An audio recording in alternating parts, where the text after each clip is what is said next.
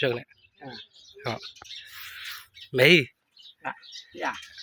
မေးဇာတိနဲ့မေးကြီးဇာတိကကာသုံးစင်လေ1392ခုနှစ်ကဆုံလာသန်း3ရက်ဖွာဒီရွာသေးကြီးဒီယာက1311ခုနေယူလာတီးတာဗျာကန်ကြီးရောအဲ့လိုဒါတပြီးတော့အခုအသက်ဘယ်လောက်ရှိပါလဲ96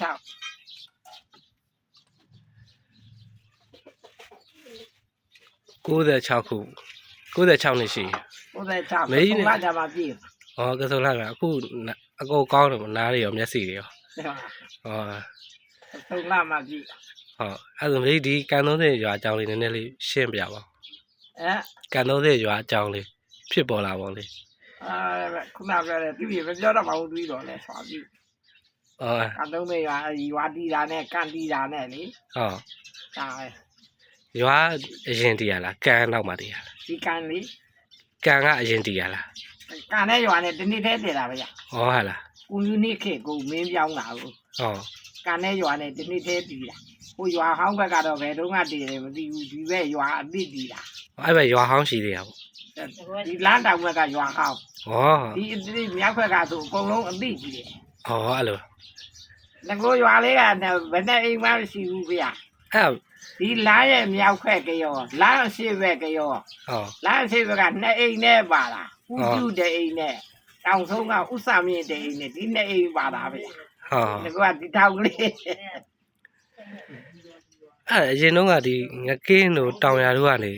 ဒီဘက်လာနေအဲ့လိုဖြစ်သွားသဟုတ်လားဟုတ်မတရားတာဘူးငကိုရှေးရတာပြီးတော့တို့မပြီးဘူးလေမပြီးဘူးလားဦးစင်းကြီးခင်မောင်ပြောတာကြားဘူးပြီးတော့လေတပည့်တော်တို့အဖိုးအဖွားတွေလက်ထက်ကပါဒါတွေကဒီကရွာလေးဒါကြောင့်မို့အုပ်စုပွဲကိုငကင်းကအုပ်ခါကြီးတယ်လေခုလဲသူတို့အုပ်ခါပဲရွာကလေးရွာအုပ်စုခေါ်တာငကင်းကရွာမခေါ်တယ်မြောက်ရွာတောင်ရွာက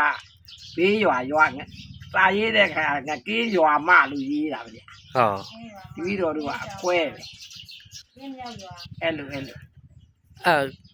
ကန်သုံးတဲ့ဆိုတော့ဘလို့နာမည်ပေးအဖွားမှတ်မိဘူးလေတခုပြောတဲ့ရှေးကလည်းပေးခဲ့ကြတာအခုအဲ့လိုပြီးတော့တို့မမှီဘူးလေရှေးကပေးခဲ့တာဟုတ်ပြီအဲ့လိုအဲ့ဒါ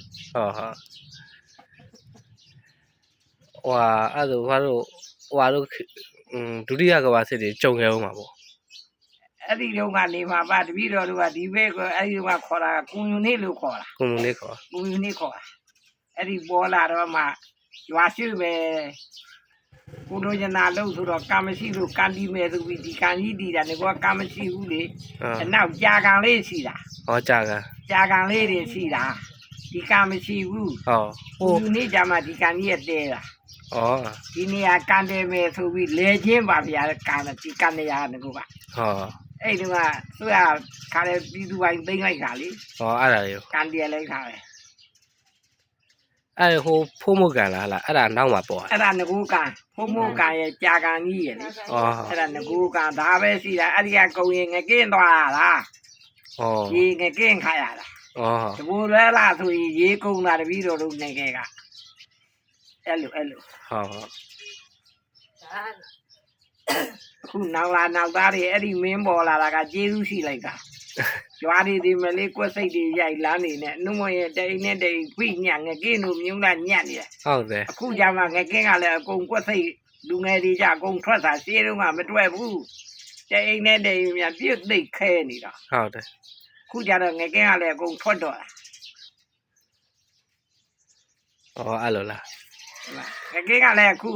ကိုတော့ငကိုတို့ကအခုပေတရားကြီးအရှိဘက်ကငကိုကတော့ကဘယ်တိန်မှမရှိပဲနဲ့ပဲ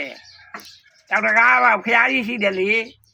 သူတော်ပြည့်ဖျားဆိုတာကြီးတည်ဖျားအရှိပဲတဲ့ငကိုကတိန်မှမရှိဘူးဖျားအနောက်ဘက်ကလေးတွေဟိုဖျားအရှိပဲမရှိဘူးညောင်သားကစကားဥခေါင်ကြီးဖျားဆိုတာအခုရှိတယ်မဟုတ်လားရှိတယ်အဲ့ဒီဖျားတောင်မဲ့လည်းမရှိဘူးလို့ကအခုဒီဘက်မှာတိုးတယ်လေဥခေါင်ကြီးဖျားရဲ့အခုတောင်ထိတ်ကဟာကသူတော်ပြည့်ဖျားခေါ်တယ်အဲ့ဒီဖျားအရှိပဲနောက်ဆုံးခုနောက်မှတိုးလာပြီ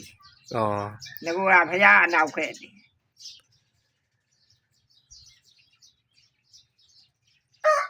အဲ့လိုမိခုဘာလို့ခုချိန်လောက်ထိကြမ်းကြမ်းမာနဲ့အစားအသောက်တွေရှောင်လို့လားဘယ်လိုကြောက်လဲ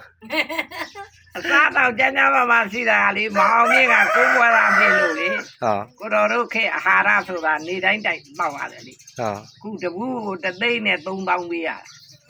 တလားတပူးတော့ ဟုတ် အဲ့ဒါစားတာပဲဟာပြီးတော့ဟွာစားတယ်လေအားသေးတောင်ရဲတော့ အဲ့ဒါပဲတော့ အဲ့မှာဒါပဲပြီးပြင်ကတော့ပုံမှန်ကိုစားနေကြစားတာ အခုရွာထဲမှာအဖွားအကြီးဆုံးမလား ဒီမှာ ဟောအကြီးဆုံး ဟွာကြီးတော့ပဲတပီတော့ မောင်မမင်းတို့အိမ်က တပီတော့တို့မှတ်မိတဲ့ရွေးဖြင့်ဟွာကိုတော်တို့အမေကြီးဒေါ်မတိုက်69နှစ်နေရတယ် ဟောသူက69နဲ့ 69တပီတော်တို့အမေက94 ဟုတ် တပီတော်တို့အမေကြီးမဆွေမုံလဲ94 ဟော အဲဒေါ်ကြီးမိအောင်တပီတော်တစ်နှစ်လိုလေးတယ်တပီတော်တို့မှတ်မိတဲ့ရွေးကာလပတ်လုံးကတော့အဲ့ဒါဒေါ်ကြီး90သူတယောက်နေရ ဟော Đấy đây nhưng mà tôi để tên là gì? ဒေါ်သုံးညကတလားကြီးခုရှိတာအဲဒေါ်သိန်းညော့ပါ Đấy nhỉ? Hờ, hờ. Tôi tên là gì? အဲ သူကတလာကြီးอ่ะ အဲ့မှာဒေါ်သိန်းညော့အဲ့ဒါပဲသူအဲ့ဒါသူကတေဝါကလာနေတပီတော်တို့မိတဲ့ရွေးကာလပတ်လုံးတော့တပီတော်တို့အမေကြီးကလည်း94နှစ်အမေကြီးရဲ့အမေတုန်းကလည်း90တင်နေရ อ๋อ အဲ့ဒါဒေါ်မတိုက်တယောက်69နေရတပီတော်တို့အမေလည်း94 ဟာ ဒီပြင်တဲ့ရှိတာတွေမရှိဘူးဒီကြားကာလတွေ90တန်းနေသေးတာ ဟုတ်တယ် ဟုတ်က အဲ့ကြောင့်ဖွားရန်ထူးနေလို့ပေါ့ အဲ့ဒါထူးကြုံပဲအဲ့ဒီခုနပြောတဲ့အဖွားတွေထူးကြုံ ဟော ဒီပြင်ကအကုန်90တန်းနေသေးတာကြီးတယ်ရဲ့အစာဟာရလည်းနဲလို့နေမှာပါ ဟော အဖိုးကြီးအဖွားကြီးတွေကိုတော်တို့မမီဘူးဟိုနာဥပြုံးတို့ဖေဆိုရင်လူကြီးကိုုံနေတော့အဲ့ဒါ90တွေ อ๋อ ဟာရလဲကွာဟာဒီနာဝမ်ဝမ်လူတို့အဖေကြီးဆိုရင်အဖိုးကြီးကြီးမှဒီပချောင်းတွေပြန်ကြလိုက်တာဝင်းနေတော့90နှစ် ဟာ ခုခေတ်ကအစာဟာရပြေလို့နေမှာတဲ့80တန်းနေရောရွာတဲ့ပေါ်တယ်ငကိုတော့ကတော့မမြင့်မှုသွားမှခောက်ဆွဲစားရတာကိုတော့ပြောပြလိုက် ဟောရှေးလူကြီးတော့ပိုအသက်ရှည်ရဆို မရှိဘူးအောင်ဖရာတော်က80တန်းပွင့်တာဒါကလူတွေလည်းရှင်းနိုင်မှာလို့မရှိပါဘူး ဟောလေခက်ကအစားတောက်တွေကနေဘေးဖြစ်တယ်ပြီးတော့တက်တူကြတာ ဒီလည်းဖြစ်တာပဲအာဟာရလည်းရှိတော့ရှိလို့ပဲခုပြောတဲ့အဟာရမုံက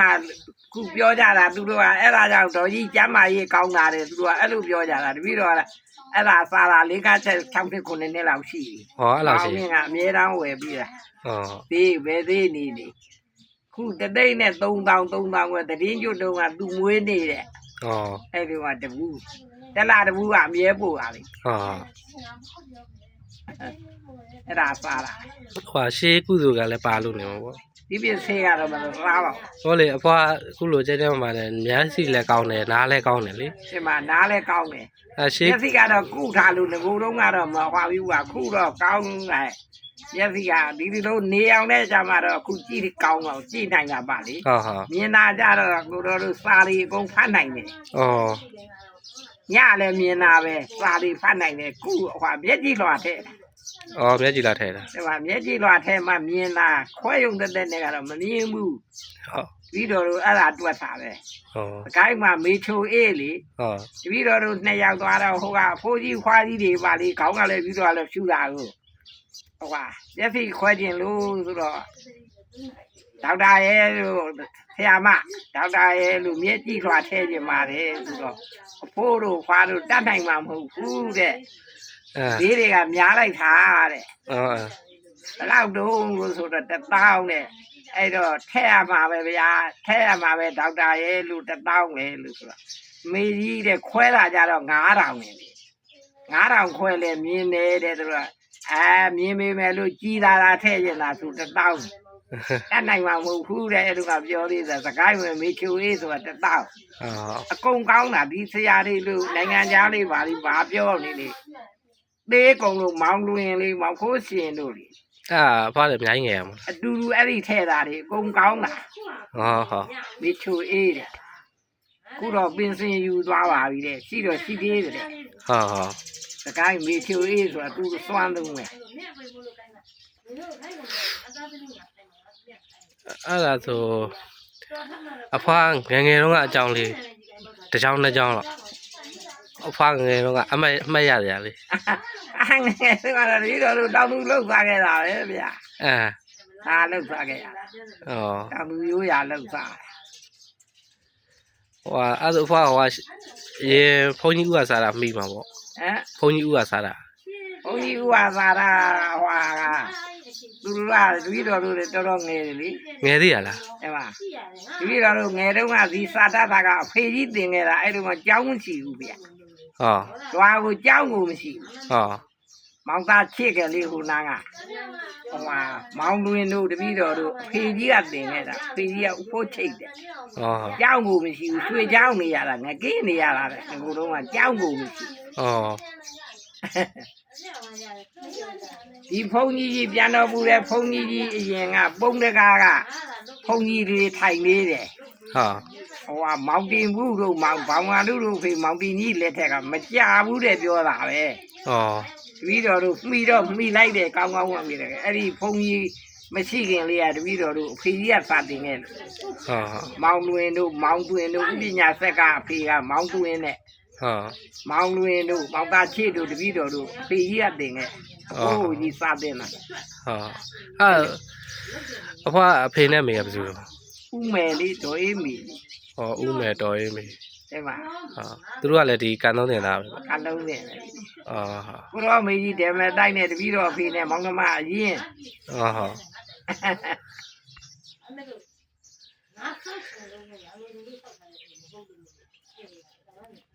ဟုတ် မေ ပြီ ကြီးကမဆွေမုံနဲ့တော့မတိုက်လို့အမေကမဆွေမုံနဲ့ ဟော ဦးချိုးတဲ့ အော်ဟောအဲ့တော့အဖွားလူငယ်တွေမှတ်သားစရာလေးတစ်ခွန်းလောက်လူငယ်တွေ ဒီငယ်ရတာဒီဟွာတွေပဲတပည့်တော်တို့နောက်ကြတော့ခုမောင်တို့မောင်ပြုံးလို့လေ ဟော သူတို့ပဲရှိတာပဲကိုတော့တကာကြီးက မို့လေဒီဘက်ခေတ်ကလေးလူငယ်တွေနောက်တက်လာမယ်ကလေးတွေကိုအဖွားဘာလေးပြောချင်တယ်တော့ သားရတဲ့တော့မပြောတော့ပါဘူးကွာ ဟုတ်လေအဖွားဟိုပါပေါ့စုံဆုံးပါသမားလေးပေါ့ဩဝါဒစကားလေးခုခေတ်လူငယ်လေးတွေပေါ့ ဒီလူငယ်တွေခုနပြောတဲ့မလာလို့မနာဟွာယူဒါပြောတတ်တာပါဗျာကောင်းတဲ့အလုပ်လုပ်ပေါ့ ဟုတ်ဦးစင်းတို့လိုရွယ်လေးဘာပြောချင် ဟမ် ဦးစင်းတို့လိုရွယ်လေး ဦးရရွယ်ပြီးတော့ရွာတဲ့ကောင်းလုံးမပြောတာ အကောင်လုံးခြုံနေပြီပြောမယ်လေ အဲ ဘယ်လိုပြောမလဲ သူပြောတဲ့ကောင်းတာခုနပြောတဲ့တရားပါတာယုံကြည်မှုကိုးကွယ်မှုဒါပဲပါဗျာ အော်ဟုတ်